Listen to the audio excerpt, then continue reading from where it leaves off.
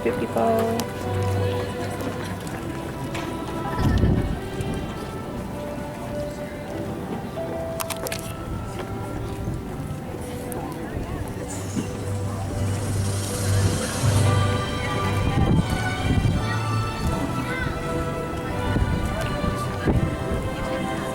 And now entering are the master's, bachelor's, and associate degree candidates.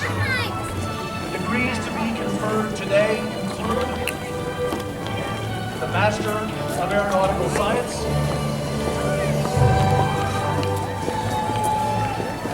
the Master of Business Administration and Aviation,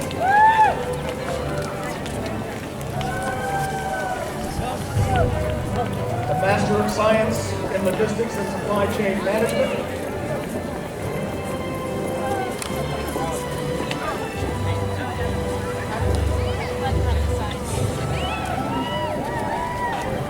Master of Science in Management,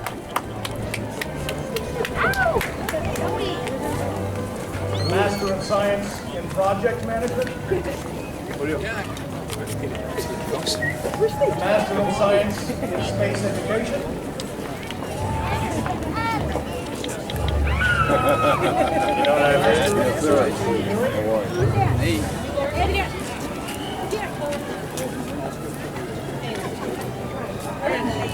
Bachelor of Science in Aeronautics,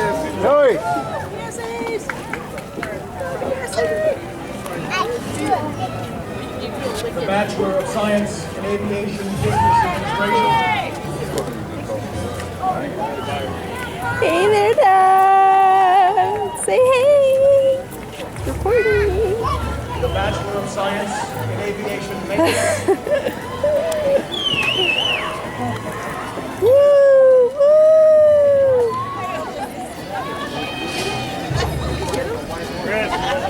the Bachelor of Science in Technical Management, Technical management. No way.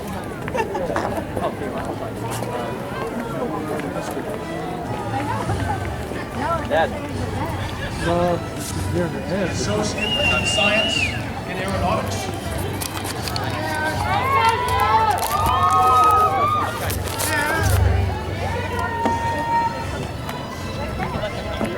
Haley. the Associate in Science in Aviation Business Administration,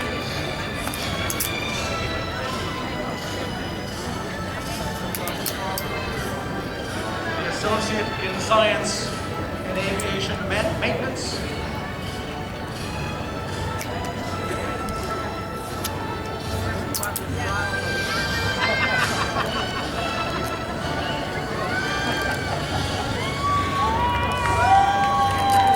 Associate of Science in Technical Management.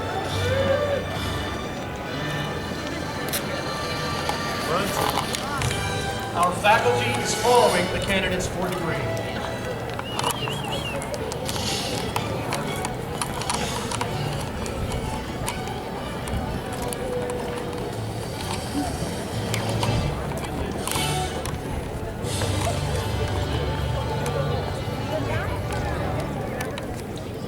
Now entering is the platform party, which includes Mr. Martin Schwab, Campus Director, Camp Pendleton, Ms. Teresa Anderson, Campus Director, High Desert, Mr. Dave Hunt, Assistant Professor, College of Aeronautics, I know there's a couple. How many do you need? Dr. Robert Jocelyn, our distinguished speaker, and Dr. John Watert, our Chancellor.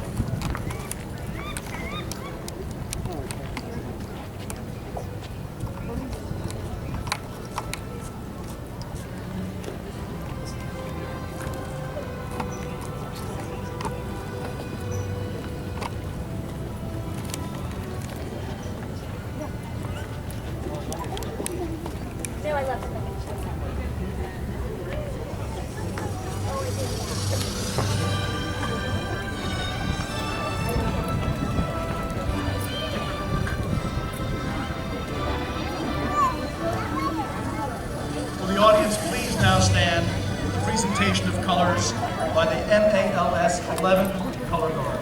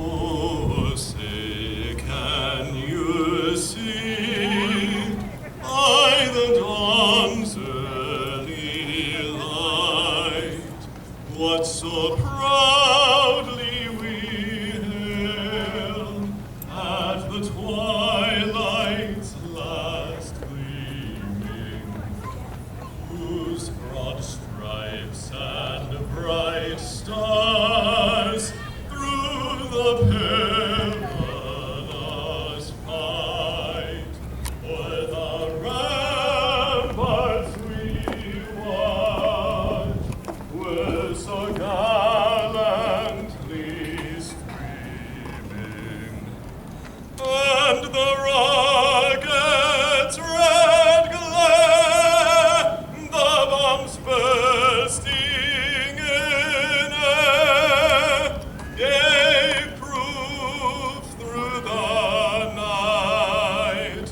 that our flag was still there.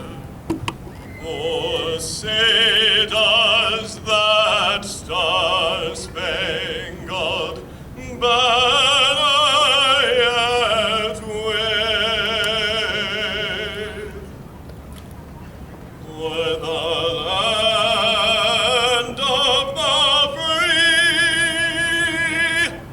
and the home of the brave?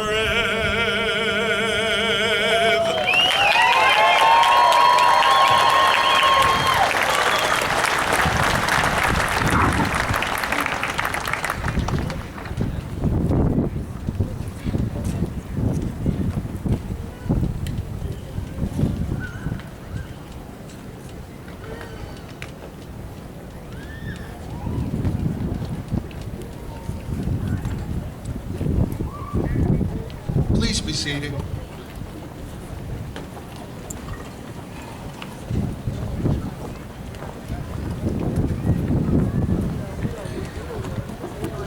Good evening, ladies and gentlemen. My name is Martin Schwab, the campus director for the Camp Pendleton campus of Embry-Riddle Aeronautical University Worldwide Campus. It is my privilege to welcome you to the 2014 graduation ceremony of Embry-Riddle Aeronautical University Worldwide Campus. We truly are worldwide. Students have the opportunity to interact with their faculty in classroom locations in the United States, Afghanistan, Canada, Germany, Italy, Kuwait, Portugal, Singapore, Spain, Turkey, and the United Kingdom. In addition, students are advancing their aviation and aerospace careers virtually from such countries as Argentina, Brazil, Iceland, India, Israel, Senegal, South Africa, South Korea, and to name a few. It is a great pleasure to welcome the families and friends of the graduates, community and friends, and distinguished guests. Today, the most important and the most anticipated event on our academic calendar, graduation. Before we begin, I would like to make a few announcements. As a courtesy today, graduates and guests, we ask that you please stay seated during the ceremony so that everyone has an unobstructed view. Families may photograph their graduates on the right side of the stage when the graduates leave the stage. After you have taken your pictures, please return to your seats so that others may have their opportunity. For the safety of those around you, we ask that you please refrain from standing in the aisles. Also, we ask that you silence your cell phones. Thank you. Please stand as Ms. Teresa Anderson offers the invocation.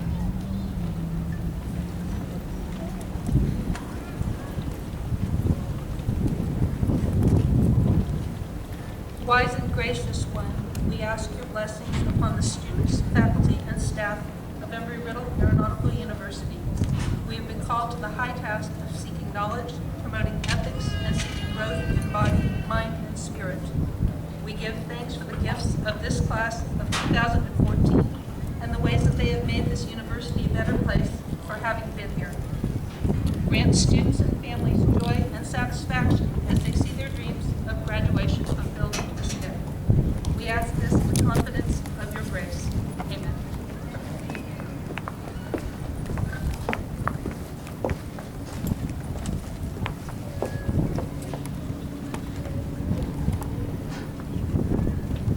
Please be seated.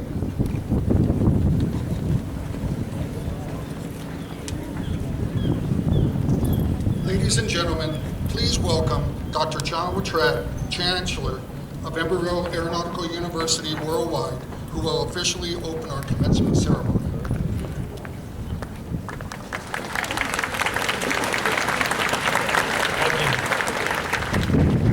On behalf of the Board of Trustees of Embry-Riddle Aeronautical University, it is my pleasure to declare the 2014 commencement ceremony of Embry-Riddle Aeronautical University Worldwide now open.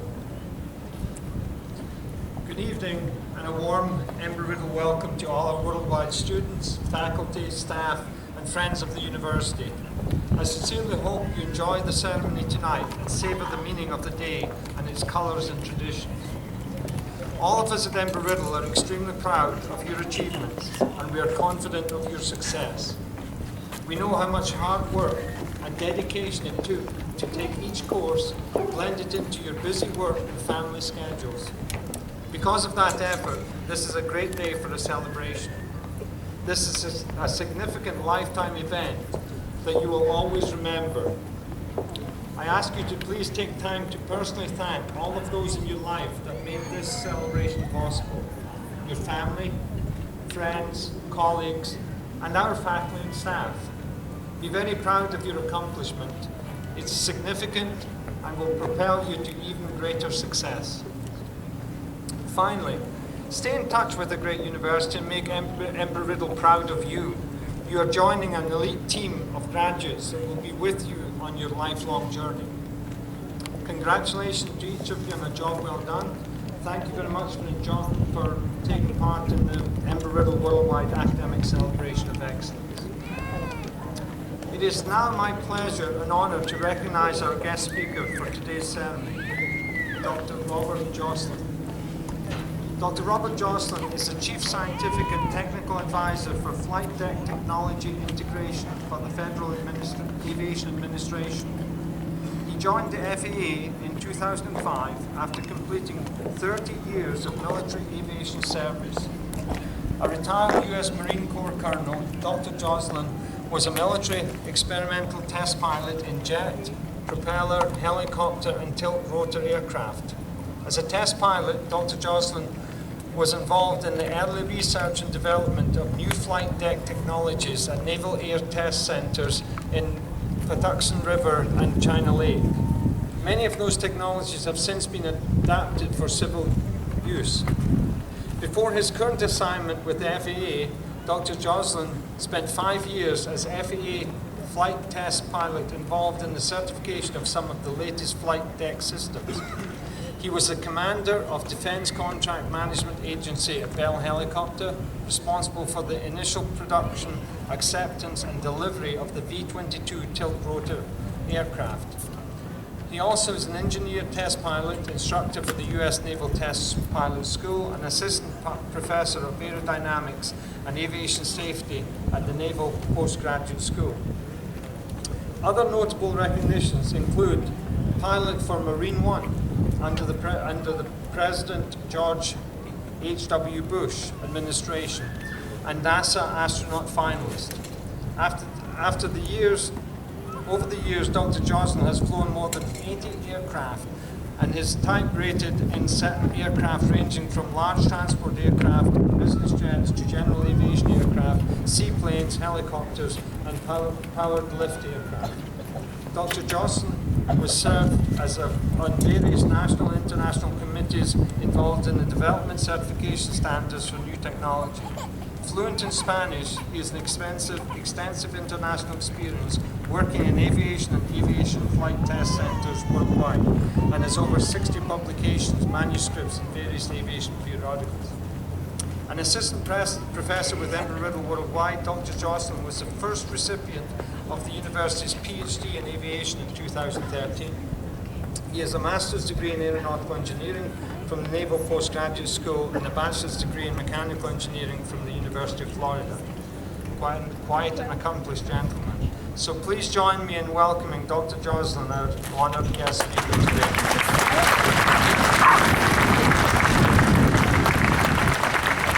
Thank you, Dr. Whitefred, for the kind introduction. It's always a little disconcerting to hear the word former Marine and PhD in the same sentence, but thank you for your patience. I'm really thrilled to be here today, and especially honored to be on this side of the podium and have the opportunity to perhaps share some insights and thoughts on how you can apply your degree, whether it's an associate, bachelor's, or master's that you're receiving today, whether it's in aviation or aerospace or related technology, how it is relevant to the future of aviation and all the business opportunities that go with that. It's a very exciting time in aviation. And despite economic fluctuations and political instabilities, aviation just continues to press forward unabated. Today, my comments are coming from the perspective of somebody who's an ERAU graduate, such as yourself, so I've sat in your shoes, and also someone that has had the privilege to serve both in military and civil aviation, both operationally and then in research and development.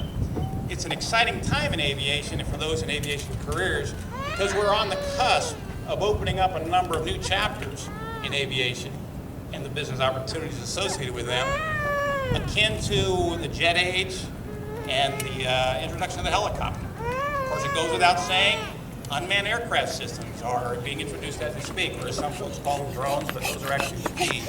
Anyway, unmanned aircraft systems are being introduced. The reincarnation of a viable supersonic civil transport aircraft. Of course, I'd have to say, based on my V-22 experiences, that aircraft is actually being transitioned to a civil variant. An aircraft that flies both like a helicopter and an airplane, and all the business opportunities and the offshoot technologies and the enabling technologies that go with that. And when I say aircraft, I mean everything from airplane to helicopter. And of course, the commercialization of space, which continues to move forward.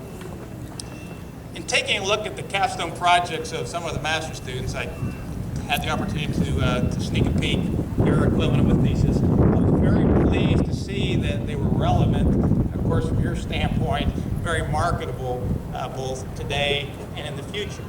Some of the overall general topics that were addressed were, of course, unmanned aircraft systems. But the topics that were being addressed are the exact ones that both the industry and the FAA are tackling. Some of the most pressing issues concerning operational issues, security, privacy, but also the technologies associated with now we have an unmanned aircraft.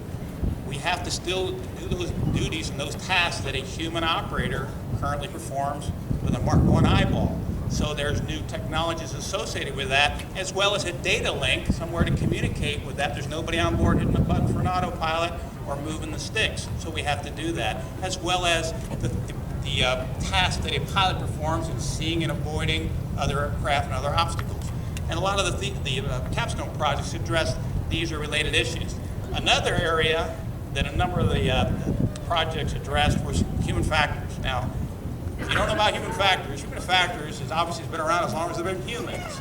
However, it is probably one of the fastest growing disciplines because it applies to everything, not just aviation, and it applies the entire life cycle of any product or service, right? As long as there's folks involved, cradle to grave, right? Womb to tomb. Well, human factors has always been addressed, but it hasn't really been formalized. A lot of back of the envelope, a little policy here, hey, this is how we do it, and I think this is the way the other guys do it. Well, finally, it's of such importance to the Federal Aviation Administration. Just a year ago, almost to the day, today, last July, it was put in regulation, Federal Aviation Regulation, regulatorily required by U.S. code, that human factors, certain considerations, must be addressed in the design of aircraft. That's kind of the first. Another area of human factors that was addressed had to do with stress, fatigue. Some of the capstone projects looked at various aspects of those. And of course, that's been around for as long as we know, but just in January, another regulation formally recognized this and requires fatigue risk management plans for certain aviation operations. So, like I say, I can't address all the thesis, and Lord knows I don't think I could read them all in a limited amount of time. However, they were extremely relevant for today and for tomorrow, and so good choices, and I applaud you on that. So I kind of set you up with that statement applauding you, because now I'd like to challenge you. I'd like to challenge first the master students. You worked long and hard on that capstone project. It's gone through rigorous review. It's in APA format, whatever that is. Of course, everybody here knows what that is. And it has a scholarly rigor that warrants publication in a peer-reviewed journal or manuscript or in a conference. So if you haven't done so already, I challenge you. In fact, look to your right, look to your left of your peers, and see who's going to get their manuscript published first. If you've done the work, now's the time to do it. So the undergraduates are not off the hook either. Through your studies, invariably you've done projects. It might not be considered a capstone project. However, there's also an opportunity for you to get, quote, published. And just last month, Embry-Riddle announced the Beyond, which is a undergraduate publication online that you can submit to have your work published. So I urge you to do that and get it published. You've done the work and should be recognized for that effort. I'm going to violate now one of the fundamental rules of speaking at a forum like this. There's kind of two rules, right? Don't speak too long and don't use the word I. Okay, I'm going to use the word I, so I apologize. When my biography was mentioned, Dr. Wartrett was kind enough to mention that I was a graduate of the U.S. Naval Test Pilot School. It's the Naval Test Pilot School, not Navy. Anyway, that's for Marines. Anyway, however, he was kind enough not to mention it took me 4 attempts. And the tipping point was when I earned a master's degree in aeronautical engineering. For my current position as chief scientist for the FAA, it took me 3 years and 2 interviews. And the tipping point was that I'd just been accepted into the Embry-Riddle doctoral program with the expectation that I would earn a degree, which speaks very highly for Embry-Riddle. My point is, it's not about me. My point is, there's tangible payoffs to continuing and pursuing your education, both today and tomorrow. Now, I know right now, the mere thought of another Blackboard session, group activity, sitting in the classroom, kind of unpalatable, right? I hear you. It's kind of like we just ran a marathon, let's go around 10K. It's not going to happen. However, I urge you to keep the flame alive, whether it's next semester, next year, 5 years from now, a decade from now. Use the I word one more time. It's the last time. I started my bachelor's degree in 1973 and just earned my doctoral degree last year. That's 40 years later. So it's never, ever, ever too late to start. So, barely made it.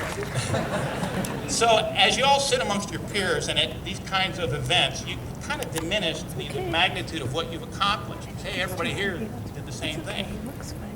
Put things in perspective. A report that just came out a couple months ago looked at graduation rates from private U.S. institutions from 1983 till 2013. And the graduation rate for Bachelor's of Science, Bachelor of Arts. It's never been more than, it's always been less than 60% ever since 1983. Last year was the best year ever, 58%.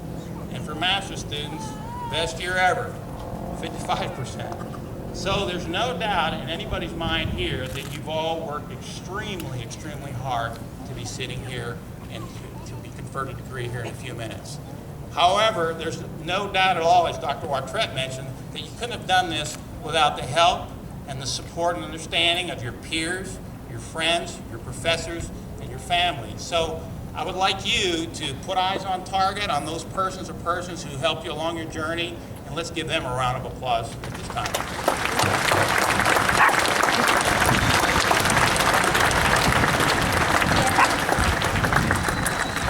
I think I abided by the rules there. I said I only once and I kept it short, so I really appreciate the opportunity. I commend you on your noteworthy achievement, and I look forward to you continue your education, whatever level, master's, doctoral, or beyond. Thank you very much for your time.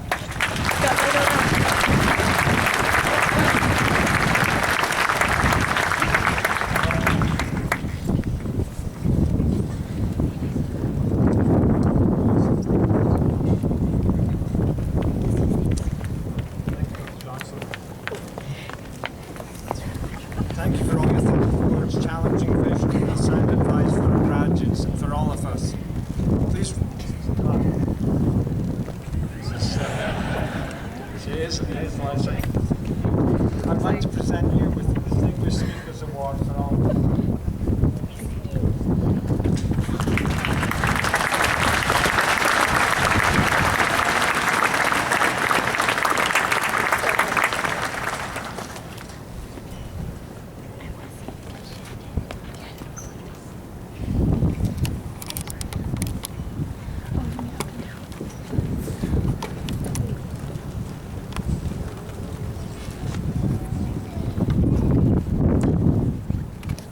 At this time, the faculty of Embry-Riddle Aeronautical University Worldwide is pleased to present the candidates for graduate degrees. Candidates will be hooded by Mr. Dave Hunt, Assistant Professor, College of Aeronautics, and assisted by Dr. Joe Bassi, Assistant Professor, College of Arts and Sciences. These hoods evolved from the medieval hoods worn by professors in Europe and later in universities around the world. Hoods are the most expressive component of the academic regalia. Today, hoods communicate the individual's school, degree, and field of study through their length and the colors of the lining and binding. In classic tradition, Embry-Riddle's hood reflects the school's colors, royal blue and gold. The field of graduate study is designated by the color of the velvet binding, gold for the Master of Aeronautical Science and Master of Science in Occupational Safety Management degrees, orange for the Master of Systems Engineering degrees, and drab for the Master of Business Administration and Aviation, Master of Science in Leadership, Master of Science in Logistics and Supply Chain Management, Master of Science in Management, Master of Science in Project Management degrees. The presentation of the academic hood is a powerful, highly symbolic moment in both the commencement ceremony and in our candidates' lives. Congratulations for the honor of wearing this hood. The master's candidates wearing the gold medallions are graduating with distinction as they have earned a grade point average of 4.0. As a group, will the candidates for master's degrees please rise?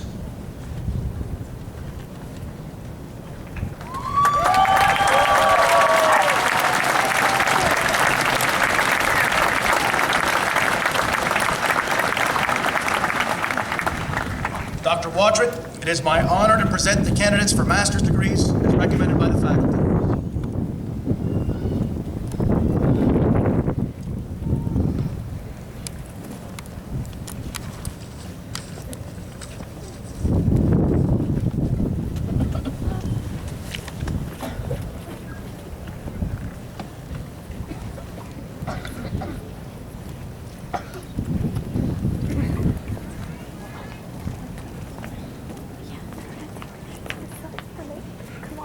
Here? Antrim.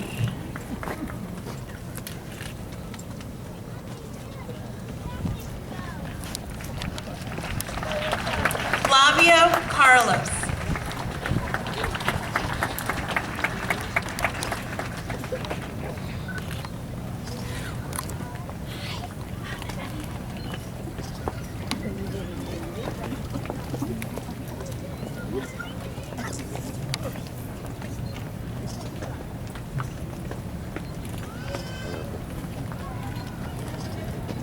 Ivan Golmasov.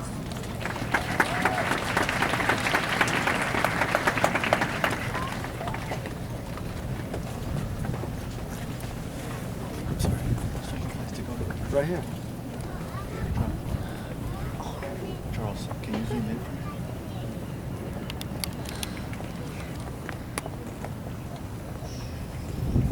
What's Mr. Rose? Make sure, can you zoom in? No, I got it. Anais Granato.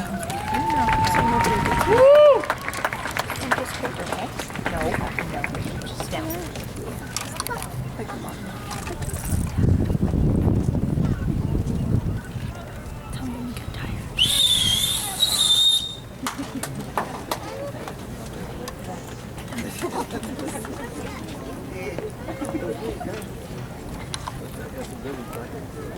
Dwayne Hunter.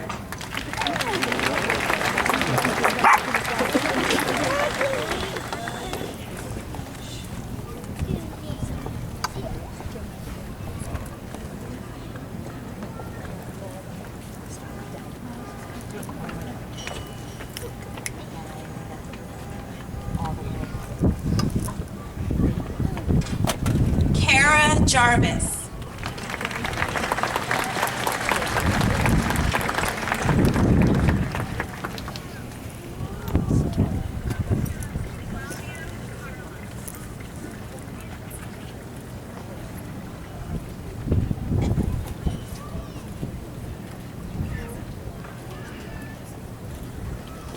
James Linehan.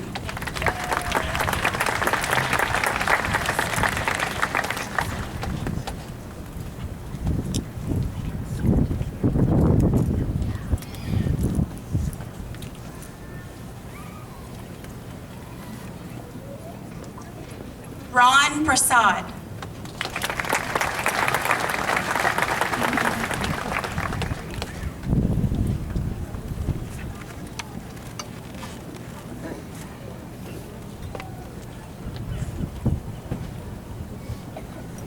Curtis Money.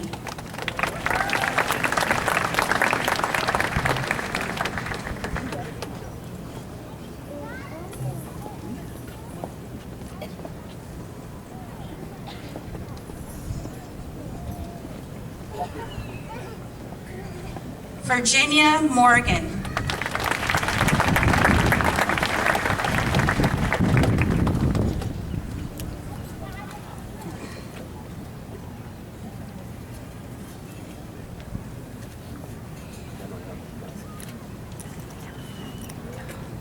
Jennifer Oberg.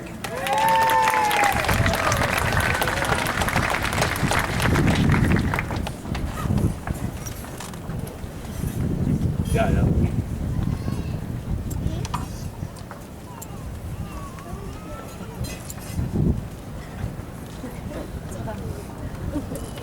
John Pratt.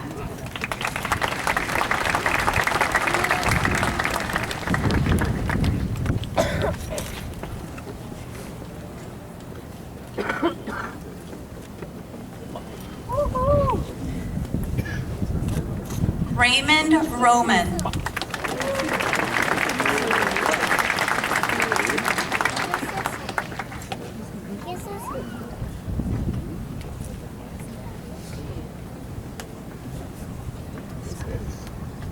Frederick Wag.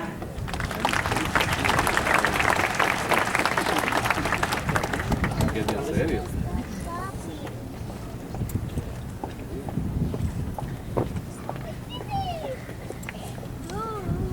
Mario Alvarez Jr.